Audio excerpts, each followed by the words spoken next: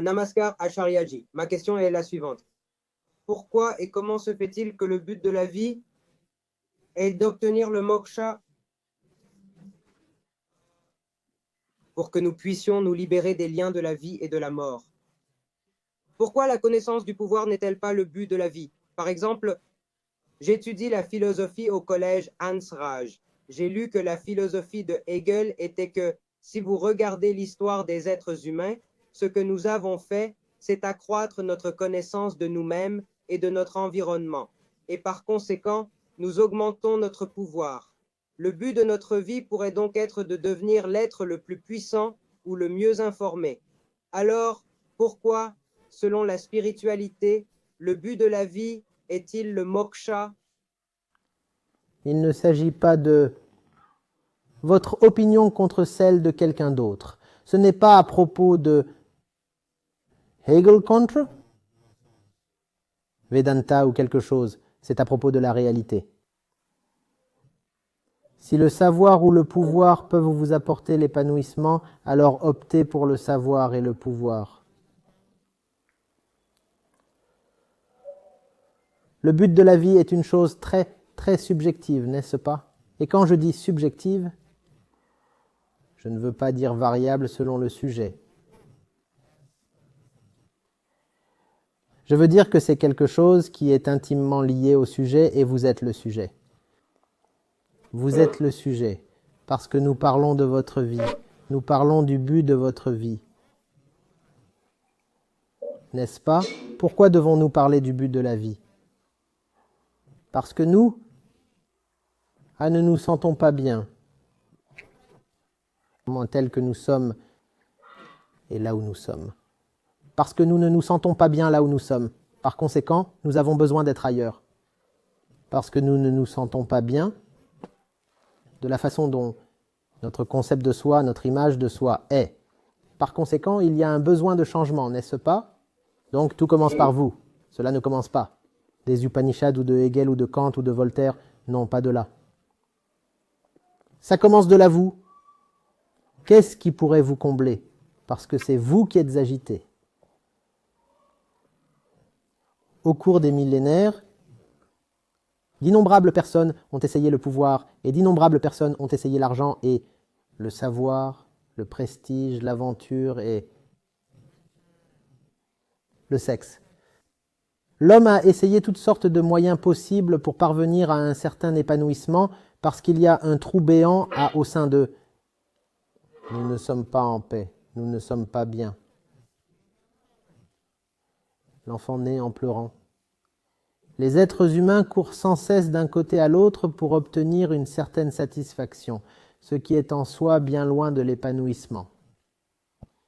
Mais nous sommes tous à la recherche de quelque chose. Les yeux errent continuellement à la recherche de quelque chose. L'oreille veut entendre une nouvelle particulière.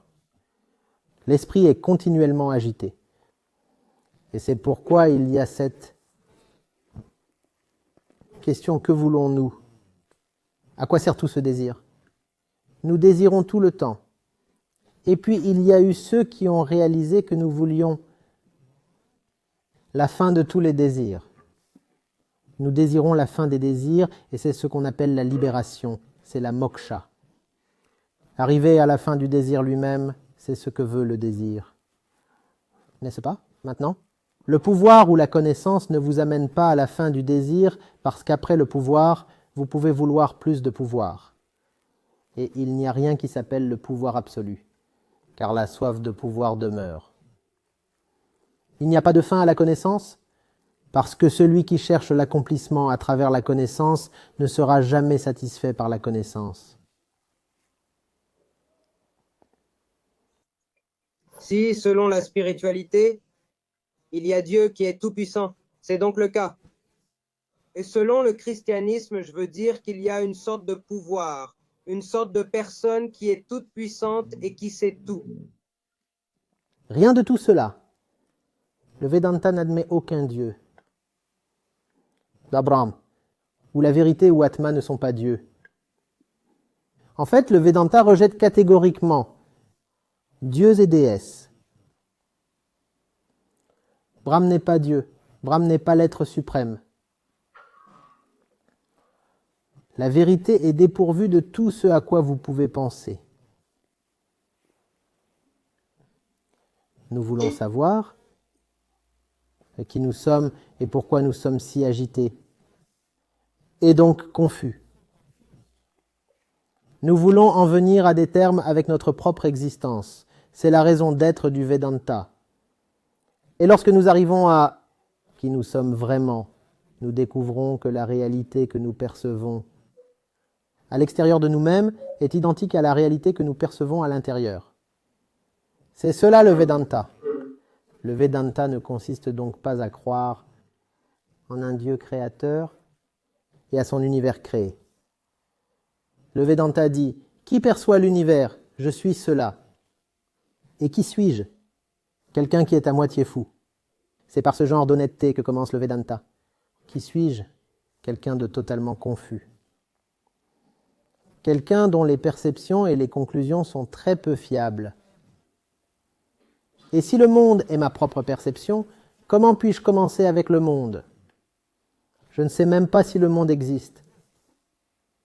Tout ce que je peux dire, c'est que je ne vais pas bien. Cela, je peux le dire. Ainsi, le Vedanta commence par cette simple observation. Tout ce que je vois autour de moi était ma propre perception, ma propre expérience, et je ne vais pas bien. Donc, je ne parlerai pas de mon expérience. Je suis le genre de personne qui peut dire que ce sont les 24 doigts. Alors, comment puis-je découvrir qui a créé ces 24 doigts alors qu'ils n'existent même pas ? Comment puis-je parler d'un Dieu créateur alors que la création elle-même n'est toujours pas une certitude ? Vous savez, avant de dire qui est le Dieu qui a fait les montagnes et les arbres, je dois me demander si les montagnes et les arbres existent vraiment. Et qui suis-je pour dire qu'ils existent ? Je dis qu'ils existent sur la base de ma propre expérience. Mais je suis un fou. Très humblement, j'admets que je suis un fou. Et si je suis un fou, comment puis-je affirmer que les montagnes existent bel et bien ? Elles n'existent probablement pas. Je ne parlerai donc pas des montagnes. Je parlerai de moi. Et je me demanderai pourquoi suis-je si agité ? Pourquoi ne vois-je pas les choses telles qu'elles sont ? Pourquoi est-ce que je projette mes désirs sur tout ? C'est ce que fait le Vedanta, n'est-ce pas ? Et le Vedanta continue. D'éplucher couche après couche d'impureté et de conditionnement, et arrive à l'esprit pur ou à l'absence d'esprit, où l'esprit central et c'est le Atma, le moi pur, également appelé la vérité, et lorsque vous y êtes, puis ce que vous voyez à travers vos sens gagne une immense clarté. Et vous ne voyez plus de distinction à l'extérieur de vous, non pas que les yeux ne voient plus de distinction et que le noir et le blanc apparaissent comme un seul. Mais les significations que ces distinctions portaient auparavant n'existent plus et vous dites alors que tout est Brahm. Tout est Brahm, c'est de cela qu'il s'agit dans le Vedanta. Le Vedanta ne consiste pas à vénérer un dieu ou à vénérer ceci ou cela ou à croire en un certain créateur. Le Vedanta ne croit en rien. Le Vedanta est une enquête impitoyable, sans croyance. Pas de superstition, pas de mandat. Aucun commandement, rien de ce genre.